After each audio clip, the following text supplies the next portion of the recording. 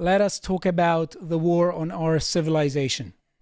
I think that the more we look upon things, the more we discover patterns, the more we begin noticing patterns.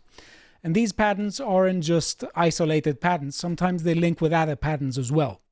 You could say that this is what understanding is. Understanding, it means discerning patterns. And one of the patterns that I think we are noticing in throughout the Western world has to do with blame allocation. Right, so let's take the following example. A crime takes place, and then there is discourse about who did it.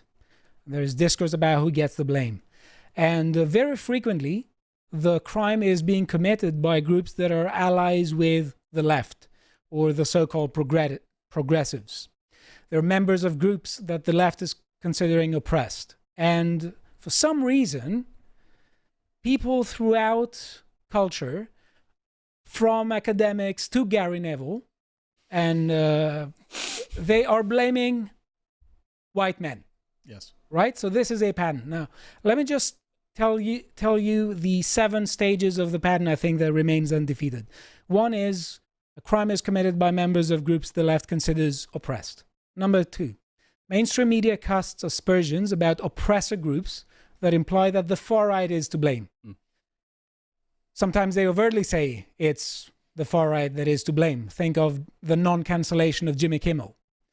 Number 3, stage number 3, when the identity of the perpetrator cannot be denied, mainstream media treats it as an isolated incident that was caused by mental illness and which does not suggest any deeper pattern.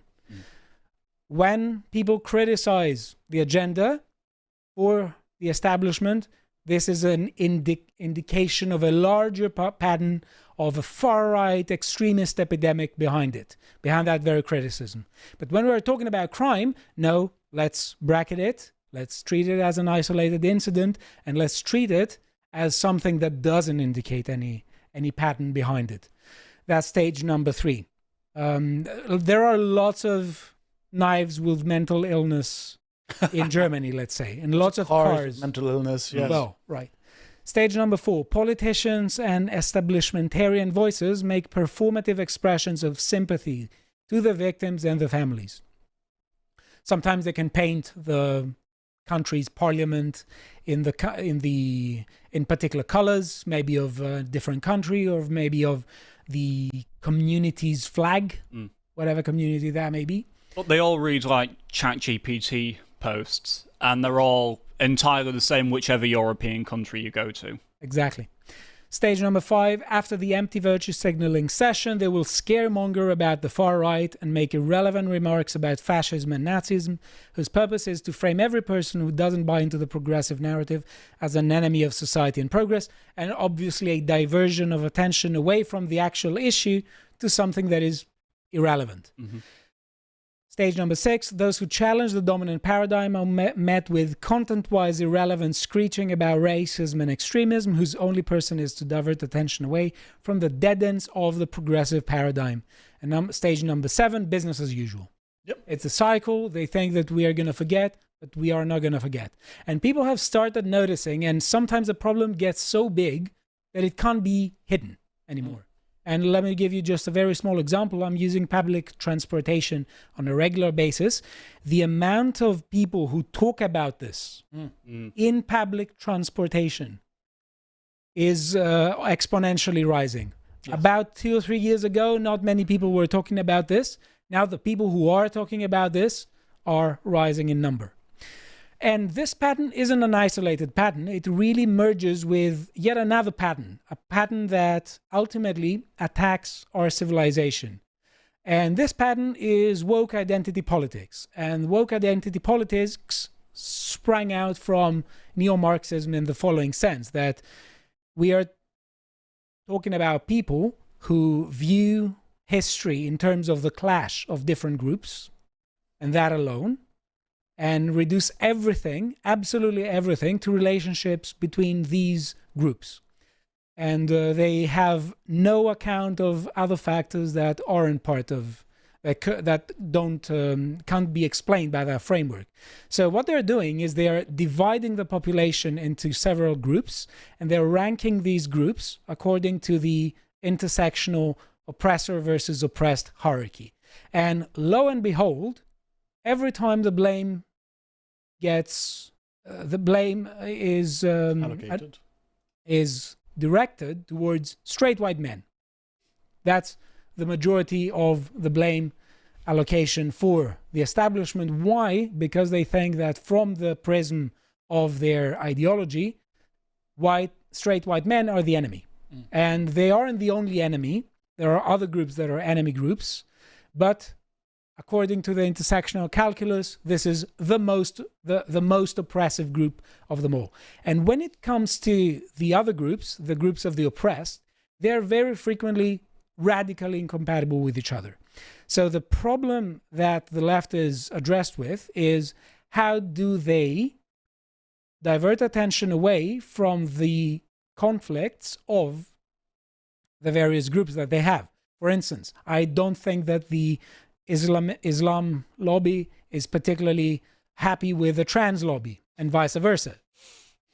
Something tells me this. Maybe it's bigotry, but something tells me that this happens. So every time these incompatibilities become visible, they're trying to divert attention away from these incompatibilities to the common enemy, because by talking about a common enemy, they are trying to hold together this really destructive and incompatible coalition that they have. So when they are talking about far-right extremism, the more they are talking about the far-right extremism, this actually means that they understand that their groups are visibly incompatible. Yes. So this is a position of weakness. What's more, on some occasions as well, it's not even enmity that's created through political issues, right? You can just get the Indians and the Pakistanis in Leicester going at one another because one side won the cricket match, yes. Right? It's not even a political case in that, but it still brings discord, disunity, and trouble to the streets. Because exactly as Stelios identified it, I think G.K. Chesterton said that you can have two ways of idolatry. One of them is to make false gods, and another one is to make false devils. And in the thinking of the left, Satan is simply white men in general, and therefore it is always their fault. And so the coalition must revolve around hostility to white heterosexuals. That's the fundamental driving force behind it. And so you see this kind of endless nonsense about, the BBC after the Manchester attack saying, "Oh, it's clearly the far right. It's obviously the far right's fault." The guy's name is Jihad, but they're still saying it's the far right. Exactly. So we had this horrific terrorist assassination and terrorist incident last week in Manchester, where a man called Jihad killed Jews. And Gary Neville has some very insightful takes on the matter. Let us just hear what he has to say. But before we play this video, the reason I'm showing this to you is because I want to show you that this ideology is permeating everything. And it actually conceals an agenda that is war against Western civilization. Now, let us listen to the towering intellect of and towering political insight of Gary Neville. And walking into the office, waking up obviously, seeing the news last night and the news this morning dominated by the horrific attacks within the Jewish community just about a mile from here. And I was driving home from Salford City last night. I was driving actually to Salford City, going down a Littleton Road, seeing 60, probably 50 or 60 Union Jack flags. And on the way back I went down the parallel road, which is Berrynew Road, which has got the Jewish community right at its heart, and they're out on the streets, defiant, not hiding or in fear. And I just kept thinking as I was driving home last night that we're all being turned on each other, and the division that's being created is absolutely disgusting. Mainly created by angry middle-aged white men who Then the know street exactly what they're disagreed doing. with Funnily enough, on one of my development sites last week, there was a Union Jack flag put up, and I took it down instantly. Stunning and brave. Right. So, what are your thoughts about this? It's Christianity without Christ. He has decided that he is guilty of enormous original sin, and that it's people like him, middle-aged white men, who are to blame for everything. And these middle-aged white men are broken into two types: those who profess allyship and therefore are on the side of, I don't know, transgender Muslim women, and those who aren't, who are baddies because they embrace their national flag. It's a very clear ideological dichotomy here. He views himself as inherently virtuous, which is a fundamentally unchristian idea. You're not virtuous yourself. It's through the grace of God that you have any virtues. And he views everybody who doesn't embrace this view of virtue as irredeemable, evil sinners who are there to divide the world. I seem to recall there was a book that came out a few years back which was regarded as one of the great social tomes of our age, which was White Fragility, of course, right? This idea that, you know, it's a fragility of the white man that allows all this to happen. If you just roll over, if you just accept that we are taking your civilization, that we're in the driver's seat now, that we're in charge, and you just, for all of your past sins, need to just give it up, right? But the thing is, right, well, how fragile are the minorities then, given that they feel such worry and anguish at seeing the Union flag in Britain? Yeah. Well, the narrative says maximum responsibility for my enemies, minimum responsibility for my friends. Yes. And that is interesting because for us, you're absolutely correct. He says he is himself as a sort of morally anointed. Yes. Like Thomas Sowell would say about bureaucrats. By taking the Union flag down, he's atoning. Yes. Yes. So he doesn't seem to me to be particularly humble. But also, what is interesting is that he doesn't criticize himself. Nope. Which is, I'd say, a fundamental aspect of being a good person. At some point, you have to ask yourself, right, what's my share of responsibility? And the question here is, how are you talking about division and calling for an end to division when your immediate next sentence is, it's straight, it's basically middle-aged white men? How do you square the circle? Also, as regards to what you were saying, Stelios, about responsibility, it's also a case of, well, who are you responsible for, right, as well? Who are you, because you can't be responsible for everyone. And obviously, the smaller the group, the more responsible you become, of course. But, like, say, for example, if you go abroad, right, in some way, and you go to, I don't know, Kazakhstan, let's just pluck one out, right? And you as a Greek man know that in some way your actions, your level of sociability there is a reflection of the Greek people, right? You know that in some way you are a representative for a particular people, even, and more so when you're abroad even than when you're at home, right? But you don't, if I go somewhere else, I don't think I'm responsible, I'm a reflection of the British black ghettos of London, right? I'm for the British. You're pointing attention to another double standard of the left, that we are talking about individualism for my friends, collectivism for my enemies. Yes. So, for instance, they'll say that a particular criminal isn't someone who is indicative about what happens in that community, if it's an oppressed community. But if you're not greeting one of your colleagues in another job, not this one, they say, well, that's indicative of the white man's gaze. Luca, I see you're looking at me with that white man's gaze. You're a perceptive man. Right. Okay. Now, let's move forward. Let's listen to what he has to say. Some people might be watching this and thinking, well, Gary, you're not very patriotic. I played my country 85 times. I love my country. I love Manchester and I love England. But I've been building in this city for 15, 20 years, and there's no one put a Union Jack flag up in the last 15 to 20 years, so why do you need to put one up now? So, They didn't do it for so far, but suddenly it's a problem if you do it now. What a great question, Gareth. I mean, it's just The complete. It's just like it's anti-Christian in every way. It's complete lack of compassion. It's complete lack of empathy. It's putting yourself in the place of a morally anointed, zero humility, and this insane willingness to constantly accuse others without for a moment saying, like this guy would have no problem saying that Hamas's October 7 attack was bad, but really the Israelis are to blame. He would say something like that, wrong as it is, whatever, different discussion. But he would never say that maybe the minorities in Britain did something to provoke people into raising flags. So he's incapable of compassion for his own side.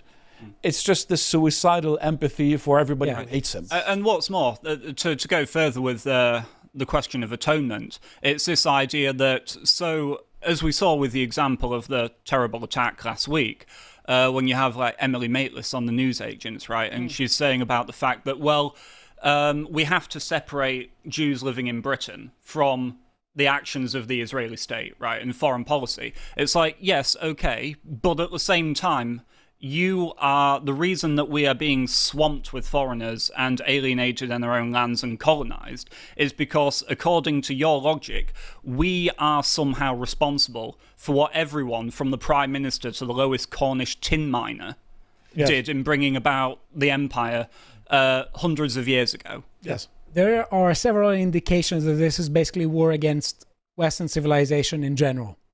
And we are in the business of defending Western civilization. When I mean this, I'm not talking about every particular institution. Some of them are really bad. Yeah, we want to change them. But generally speaking, there is this idea of a out-group preference that comes at a late stage of civilization. And when a civilization begins to implode, and lots of people particularly think that their biggest enemy is within their civilization, and they're trying to find who to team up with in order to bring their enemies down. And the outcome of this is essentially civilization imploding unless they're being stopped. And we are in the business of trying to defend Western civilization, and that's why we did a course about its pillars. One of its pillars, which is ancient Greek philosophy, we have released it today. It's ancient Greek virtue ethics, timeless wisdom about the good life. Definitely join us for a webinar on this Thursday with Carl, with a Q&A. We're going to answer all your questions. And we are basically talking about ancient Greek philosophy and ethical insights from thinkers like Homer, Hesiod, Aristotle, Socrates, Plato, the Sophists, Epicurus. We're talking about the Stoics, Marcus Aurelius. We're talking about Plotinus. We're basically covering a huge period because we try to understand the civilization we want to defend, and that's how we can do it better. Right. Let's move forward. It's not just a game of rhetoric. It's not just rhetoric that says, for my friends, everything, for my enemies, the law. It has actually real-life consequences. And let us talk about this division. This division is something that the left is constantly doing, and they are blaming, they're not taking responsibility for it, leftists such as they are, and they're blaming white people and Westerners for it. Here we have Shabana Mahmoud having no issue, blame right-wingers as divisive, and again playing this card. And there's literally zero surprise about the fact that they are doing it, because this is what wokeness is. This is how it started. It started by people who said equality before the law is not enough.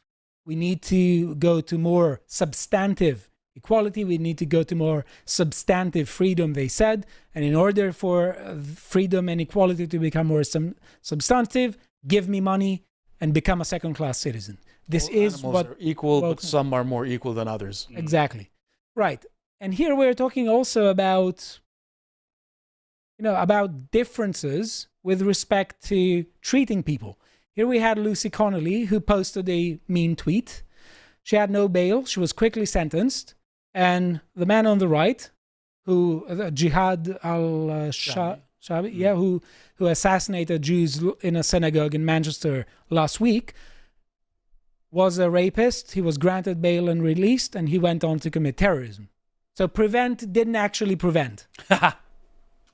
Right. We have also this toxic empathy for criminals and for people who are who aren't doing their bit to hold society together. In fact, they're doing all they can to destroy it. We have here Seattle Mayor Bruce Harrell saying, "When a man does 6 or 7 crimes, we do not know his life history. Maybe he was hungry. Therefore, I have zero desire jailing him." This is exactly what led to this down over here, to the Carlos Brown Jr. Killing Irina Zarutska. And yet another double standard in reporting. We had 74,000 Associated Press articles about George Floyd, 0 articles about Irina Zarutska. And every martyr they've ever chosen has been the scum of the earth. Yes. Every single one of them. Yes. And here we have this post by Wokeness detailing what happened from the period between the August 22nd to the early September, where this was completely memory held by the establishment. 0 Associated Press stories about Irina Zarutska, 0 PBS stories, 0 New York Times stories, 0 NPR, 0 Wall Street Journal, 0 BBC, 0 CNN, 0 WAPO, 0 Reuters, 0 MSNBC stories after the attack. Right. And then when people talk about it, it's just a MAGA talking point. It's a no biggie. It was just a white woman who was slayed by the Carlos Brown Jr., who was basically let out 14 times. He was given 15 chances to re-enter society because of people like this mayor. Let them own it. Let them just say, no, only MAGA voters actually care about these murders. If you want justice, that's the direction of travel that politics needs to go in. Yep. And it is a war against Western civilization, because we regularly have politicians who come out and explicitly say that they want to side with illegal migrants, especially people who break the law. And here we have Mamdani, who looks like he's going to become mayor of New York City. He wants to increase the budget by $100 million in order to provide legal aid to illegal aliens. And I want to end with this because it shows absolutely what is going on. This is Ilhan Omar, who says, "The idea that America is a white nation that must be preserved is disgusting."